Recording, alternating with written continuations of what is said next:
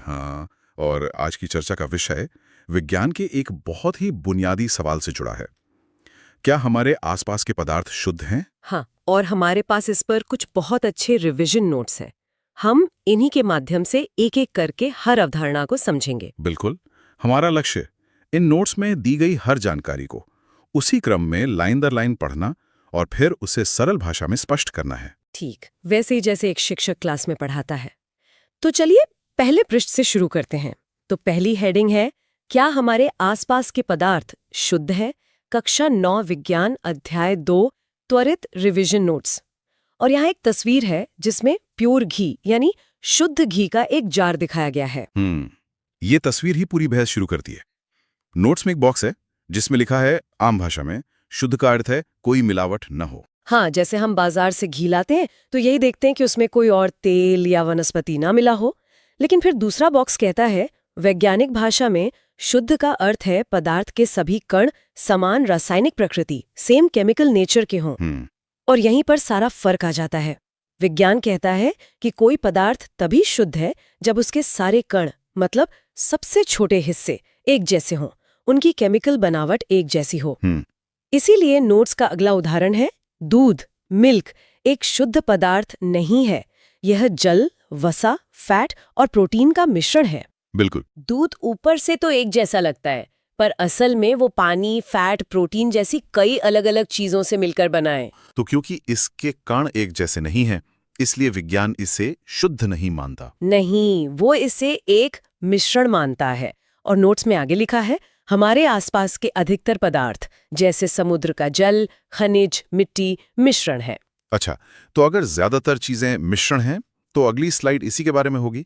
Heading है मिश्रण, mixture और उसके प्रकार। हाँ, इसकी परिभाषा पढ़िए। मिश्रण एक या एक से अधिक शुद्ध तत्वों या यौगिकों से मिलकर बना होता है। आसान शब्दों में, जब हम दो या दो से ज्यादा शुद्ध चीजों को बस आपस में मिला देते हैं तो वो मिश्रण कहलाता है। ठीक है, इसका पहला प्रकार है 1 समांगी मिश्रण, होमोजीनियस। यहाँ एक बीकर का चित्र है जिसमें नीला द्रव है जो पूरी तरह से एक समान दिख रहा है। समांगी का मतलब ही है एक समान अंग वाला। इसके गुण में लिखा है इसकी बनावट, टेक्सचर हर जगह समान होती है।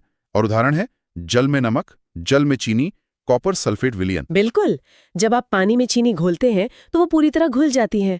आप मिश्रण में चीनी के कण अलग से नहीं देख सकते। पानी का स्वाद हर जगह एक जैसा मीठा लगेगा। और दूसरा प्रकार है 2 विषमांगी मिश्रण, हेट्रोजीनियस।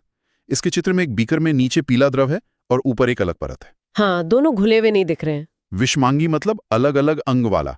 इसका गुण है इसके अंश भौतिक दृष्टि से पृथक, सेपरेट होते हैं और बनावट असमान होती है।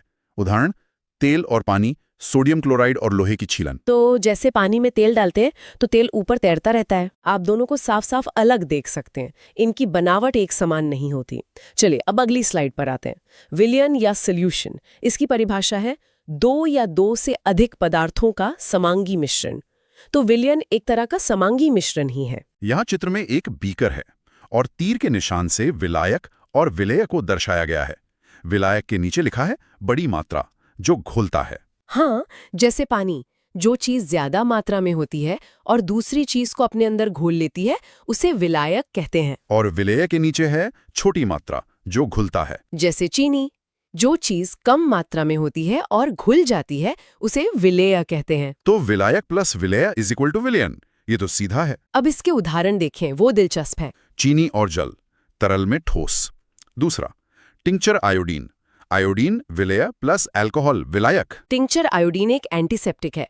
इसमें अल्कोहल ज्यादा होता है तो वो विलायक है और आयोडीन उसमें घुलता है। वात युक्त पेय, सोडा, तरल में गैस, CO2 प्लस जल, मतलब कोल्ड ड्रिंक। हाँ, जिसमें पानी के अंदर कार्बन डाइऑक्साइड गैस घुली होती है। और चौथा तो बहुत ही चौंकाने वाला है, वायु यानी एयर। गैस में गैस O2 21% प्लस N2 78। बिल्कुल। हवा भी एक विलयन ही है, जिसमें नाइट्रोजन गैस विलायक का काम करती है और ऑक्सीजन जैसी गैसें उसमें विलेय होती हैं। अच्छा, अब है विलयन के गुण। पहला, यह एक समांगी मिश्रण है। ये तो हम समझ ही चुके हैं। कणों का व्यास 1 nm 10⁻⁹ मीटर से छोटा होता है, आंख से नहीं देखे जा सकते। मतलब इसके कण इतने ज्यादा छोटे होते हैं कि हम उन्हें माइक्रोस्कोप से भी नहीं देख सकते। यह गुजर रही प्रकाश की किरण को नहीं फैलाते, प्रकाश का मार्ग दिखाई नहीं देता। हाँ, अगर आप साफ शरबत से टॉर्च की रोशनी गुजारेंगे तो आपको रोशनी का रास्ता बीकर के अंदर नहीं दिखेगा। कण बहुत छोटे हैं। स्थायी, स्टेबल, शांत छोड़ने पर कण नीचे नहीं बैठते। एक बार चीनी घुल गई तो वो अपने आप नीचे नहीं बैठेगी। छानने की विधि फिल्ट्रेशन से कण अलग नहीं किए जा सकते। मतलब मैं चाय छन्नी से चीनी को पानी से अलग नहीं कर सकता। बिल्कुल नहीं। यहीं पर एक साइड बॉक्स भी है। क्या आप जानते हैं मिश्र धातुएं? हाँ, और एक तुरई का चित्र है। लिखा है ये धातुओं का समांगी मिश्रण है, इसे भौतिक क्रिया द्वारा अलग नहीं किया जा सकता। मिश्र धातु जैसे पीतल भी एक तरह का ठोस विलयन है। उदाहरण दिया है पीतल = जिंक 30% प्लस कॉपर 70%। तो ये दो या दो से ज्यादा धातुओं को पिघलाकर मिलाने से बनता है। बनने के बाद ये एक समांगी मिश्रण होता है। ठीक है, अगली स्लाइड है विलयन की सांद्रता, कॉन्सेंट्रेशन ऑफ सॉल्यूशन। इसकी परिभाषा है विलायक की निश्चित मात्रा में घुले हुए विलेय पदार्थ की मात्रा। मतलब सांद्रता ये बताती है कि एक ग्लास पानी में कितनी चीनी घुली है। यहाँ 3 चित्र हैं।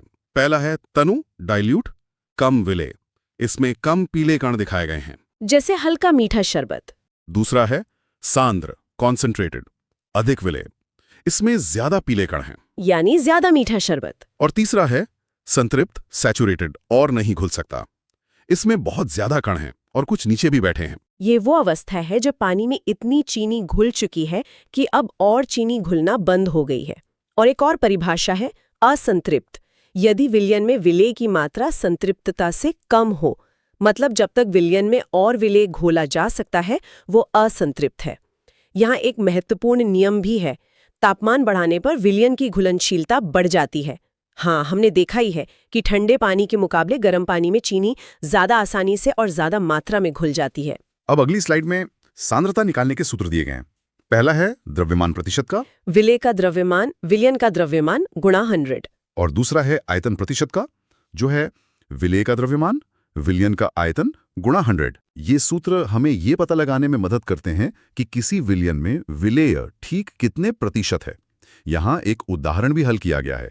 प्रश्न है 320 G जल प्लस 40 G नमक, सांद्रता ज्ञात करें।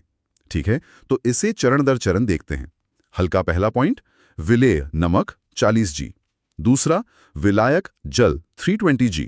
सही है, नमक घुल रहा है तो वो विलेय है और जल घोल रहा है तो वो विलायक। विलयन कुल 40 + 320 = 360 G। विलयन का कुल वजन निकालने के लिए हम दोनों को जोड़ देंगे। प्रतिशत = 40 360 × 100 = 11.1%। तो हम पहले सूत्र का उपयोग करेंगे। विलेय का द्रव्यमान 40 को विलयन के कुल द्रव्यमान 360 से भाग देंगे और 100 से गुणा करेंगे। इसका मतलब है कि इस घोल में 11.1% नमक है। बिल्कुल स्पष्ट है।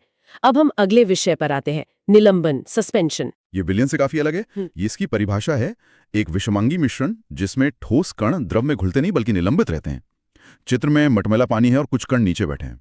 हाँ, निलंबन में कण घुलते हैं, बस कुछ देर के लिए द्रव में तैरते रहते हैं, जैसे पानी में मिट्टी या चॉक पाउडर। तो इसके गुण देखते हैं। पहला, ये विषमांगी मिश्रण है क्योंकि मिट्टी और पानी साफ साफ अलग दिखते हैं। हाँ। कण आंखों से देखे जा सकते हैं। तीसरा, अस्थाई, शांत छोड़ने पर कण नीचे बैठ जाते हैं। अगर आप इसे थोड़ी देर छोड़ दें तो सारी मिट्टी नीचे बैठ जाएगी। हाँ, इसीलिए ये अस्थायी है। ये प्रकाश की किरण को फैला देते हैं जब तक कण नीचे नहीं बैठते। जब तक कण तैर रहे होते हैं तब तक वे प्रकाश के रास्ते को फैला देते हैं और आपको टॉर्च की रोशनी का पथ दिखाई देता है। और पांचवां गुण है छानन विधि द्वारा अलग किया जा सकता है। बिल्कुल, आप इसे एक फिल्टर पेपर या कपड़े से छानकर मिट्टी और पानी को अलग कर सकते हैं। अब विलयन और निलंबन के बीच की कोई चीज। अगला टॉपिक है कोलाइडल विलयन। ये एक बहुत ही रोचक मिश्रण है। ये समांगी प्रतीत होता है जैसे दूध, लेकिन वास्तविकता में विषमांगी है। यही इसकी खास बात है। ये दिखने में तो विलयन जैसा एक समान लगता है, पर असल में होता विषमांगी है। यहाँ दूध की बोतल और एक आवर्धक लेंस का चित्र है जो दूध के अंदर छोटे छोटे कणों को दिखा रहा है। इसके कण विलयन से बड़े लेकिन निलंबन से छोटे होते हैं। इसकी संरचना के लिए अलग शब्द हैं, परिक्षिप्त प्रावस्था डिस्पर्स्ड फेज विलेय जैसा, और परिक्षेपण माध्यम डिस्पर्सिंग मीडियम विलायक जैसा। मतलब वही है, जो चीज कम मात्रा में है जैसे दूध में वसा, वो परिक्षिप्त प्रावस्था है, और जो ज्यादा मात्रा में है जैसे दूध में पानी वो परिक्षेपण माध्यम है। अब इसके गुणधर्म।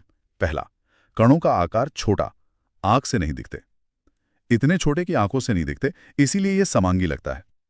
टिंडल प्रभाव, प्रकाश की किरण को फैलाते हैं। लेकिन कण इतने बड़े जरूर होते हैं कि वो प्रकाश के रास्ते को फैला सकें। इसी को टिंडल प्रभाव कहते हैं। स्थायी, स्टेबल। कण नीचे नहीं बैठते। हाँ, दूध को रखने पर उसकी मलाई या वसा अपने आप नीचे नहीं बैठती। अब केंद्रीकरण द्वारा अलग किए जाते हैं, छानने से नहीं। अब दूध को छानकर पानी और वसा अलग नहीं कर सकते। इसके लिए क्रीम निकालने वाली मशीन जैसी तकनीक चाहिए। और अगला टॉपिक इसी से जुड़ा है, टिंडल प्रभाव, टाइनल इफेक्ट। परिभाषा, कोलॉइडल कणों द्वारा प्रकाश की किरण का फैलना।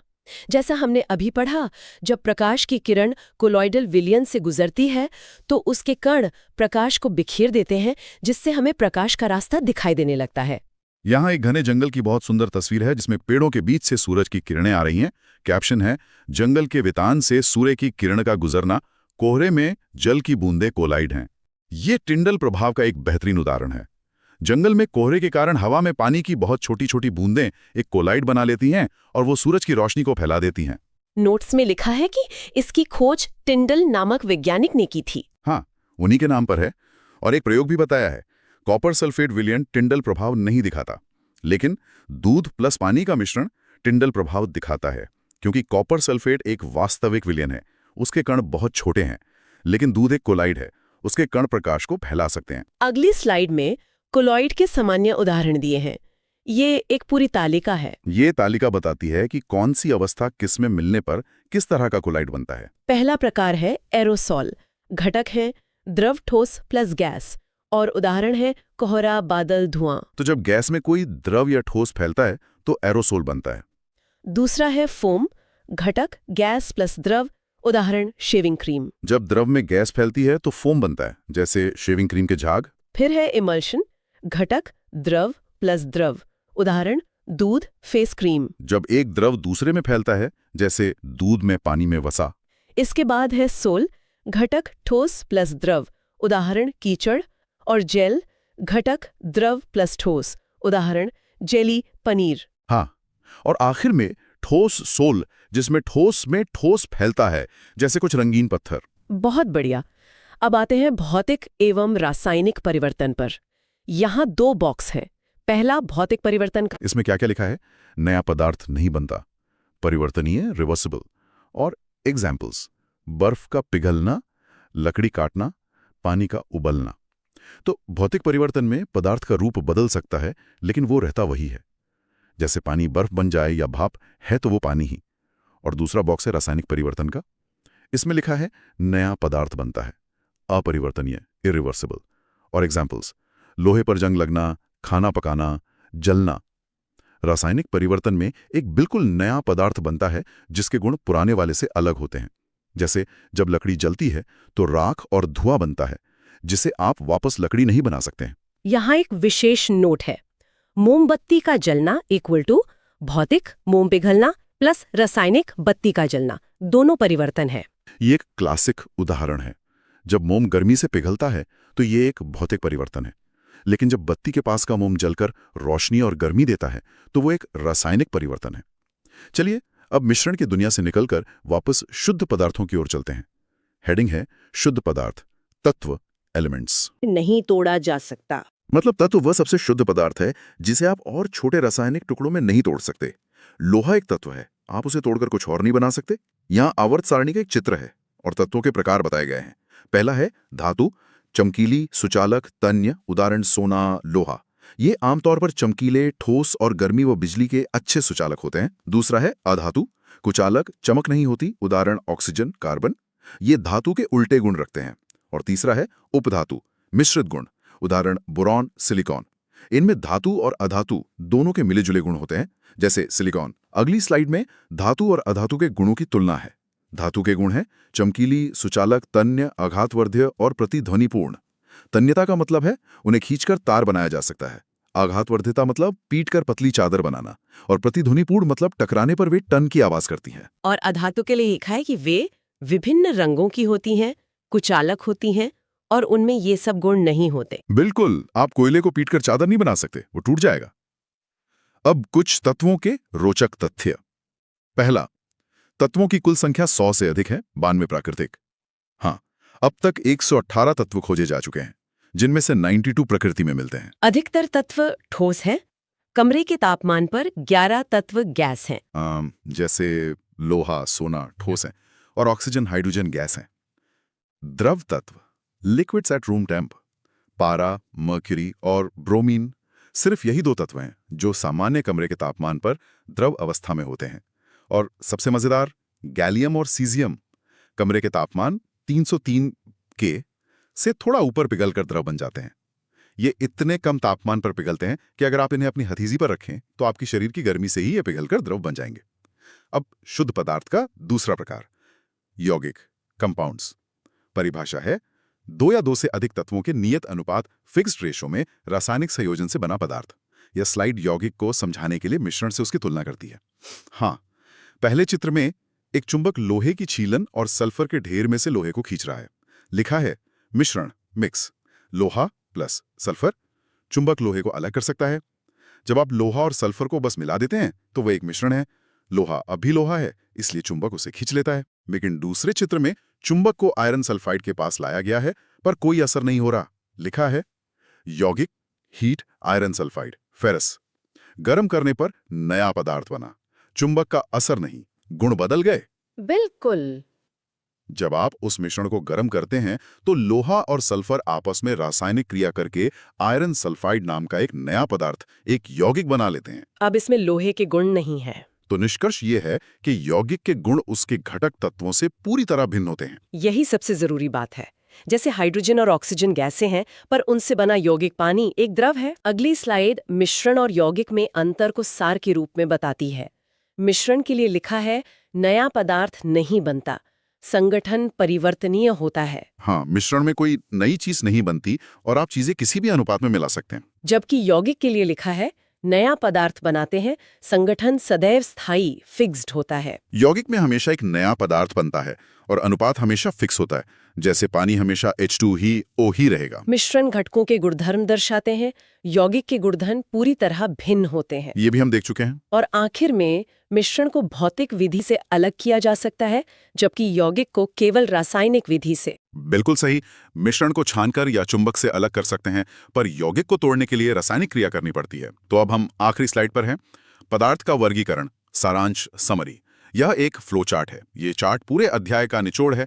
सबसे ऊपर है पदार्थ, जिससे 2 शाखाएं हैं, शुद्ध पदार्थ और मिश्रण। शुद्ध पदार्थ से 2 शाखाएं हैं, तत्व और यौगिक। तो अगर कोई पदार्थ शुद्ध है तो हम पता करते हैं कि वह तत्व है या यौगिक।